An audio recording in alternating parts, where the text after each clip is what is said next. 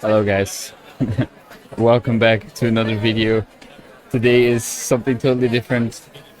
I felt like coming to a bar at night and record a episode, and I'm slightly self-conscious because it's really f***ing busy here, like really busy, and everybody's watching. But it's an experience, and I kind of wanted to try it.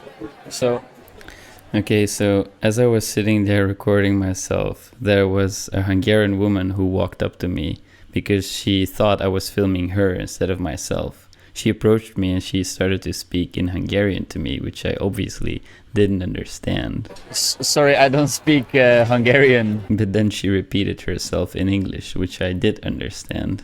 But it's not, it's pointing at me, eh? I told her I was filming myself and not her. Oh, you want me to take it away? She replied it was okay, so I left it. Okay. She was reassured. No, you're not filmed. It's just me recording myself. Don't worry about it. It's okay. No problem. After that, she felt reassured and she returned calmly to her seat. I thought it was a very interesting experience. These kind of things happen when you're in public. But it's also, I think, an important thing to understand that people are not used to these things, right? And at the end of the day, they will maybe remember this moment as like, oh, this guy was sitting at the terrace and he was like recording himself. What the f? But they will also forget about it, right? They will not remember. And maybe when they see me again, they will be like, oh, you're the guy who was recording a video on the terrace. It's funny that she thought I was recording her. I understand. She was very anxious about that. It's not fun to be like filmed in public, you know, it's really weird. So I understand her reaction. You know, sometimes if you are a more like introverted person, you tend to avoid public situations, especially when you feel judged. And it can, for me, it can be it can feel very draining. Sorry, when I feel judged in a public setting, right?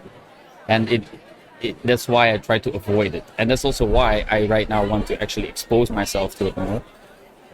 So I get a little bit more used to the judgment that's going to be there anyways, right?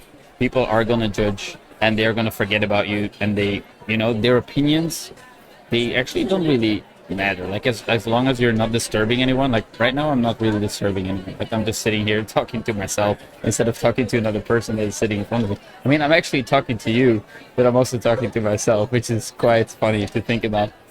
But you know, like people, initially they're like, what the fuck is this guy doing? And now nobody even cares, right? So I want to return to what I was saying earlier, that as an introverted person, being in social situations can be very draining, I found, especially when I feel like people are quick to judge, and people are quick to judge. They are really quick to judge, and it's something that I try to really pay a lot of attention to, that whenever I see or meet someone and they might act a little bit weird, or they say something obnoxious, or they are doing something obnoxious, I try to not immediately judge, because you don't know their story, right? You don't know what they've been through. You don't know the things that, you know, they experienced growing up. Maybe they've had terrible experiences, and you know, you don't know anything about anyone almost, and maybe not even your best friends. Like sometimes you are not even aware of how terrible they might feel, right? So especially a stranger in the street or someone on the terrace recording video, you don't know what's going on in their heads. You don't know what's going on in their minds. So what I like to do is set aside my initial judgment and try to see through maybe the facade, or see through the initial impression, right? So many people, they go off of the first impression, their first impression, and after that they have a fixed mindset. After that they have a fixed image of this person, and it's very hard for them to change that, right? And it's a kind of like a normal human behavior, you know. There's not too many people who are willing to revise their first impression, or who are willing to look beyond the surface, look beyond maybe the weird behaviors that somebody shows or that somebody, you know, engages in, right? So instead of looking judgmentally to a person you don't know who might act a little bit weird, try to just smile. Try to show a nice smile, or try to be kind, because you might be the only person who smiled to them that day, right? Always when I receive a smile when I'm walking down the street, it makes me feel so good. I remember, actually, it was a really cool experience. I was walking down the street at some point, and it's actually like a guy who owns a cafe place on like a corner, and I was feeling really down, really bad. And I don't know, for some reason, I always say hello when I pass his cafe shop. Like, he's always smiling, I smile back, and I say hello very enthusiastically.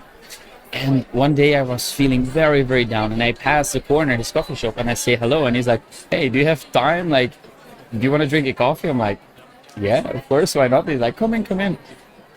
I'll prepare you a coffee." And he actually just prepared me a coffee for free, and he had like a small chat with me. I asked him about his children, his family. He had some issues with the pandemic, you know, like running his business and stuff.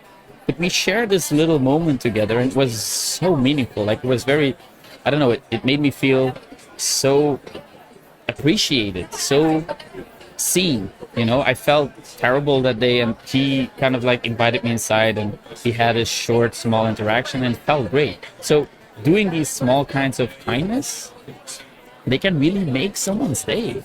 They can really change someone's, they can completely transform someone's day. It completely transformed my mood, and I still remember that moment, right? And it was very profound for me, and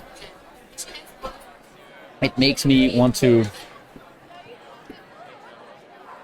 try to be very aware of being as kind as I can to people I don't know, because you don't know what's going on in their life. You don't know what's going on in their heads. They might be suffering tremendously, and a small sign of kindness, compassion, a smile, it can make a huge difference in that person's life. So yeah, it was funny, the woman who came up to me, because she really thought I was filming her. I can totally understand that it could make you feel kind of anxious. Like, I'm filming myself and it makes me feel anxious, you know what I'm saying? But it's cool. It's an interesting experience. And I like the atmosphere here. It's really beautiful. The lights are nice.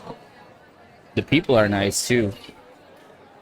So I took you out for a date. That's it. I took you out for a date on Tuesday night. Is it Tuesday? I don't even know what day it is. I honestly lose track of time. Like, because, well, now now less than I used to. But when I was working my previous job, every day kind of felt like the same, and I didn't even know when it was weekend or not. Now I can feel it a little bit more. I'm much more aware of the weekends, because sometimes I can feel very lonely the weekends. I don't know why. Like, it's this sense of FOMO, you know, like me feeling like I have to do something social and be part of like parties or do fun things with my friends. But sometimes I just really don't feel like it. I feel like socially drained, and I don't want to expose myself to more judgment or whatever. It makes me feel very uncomfortable.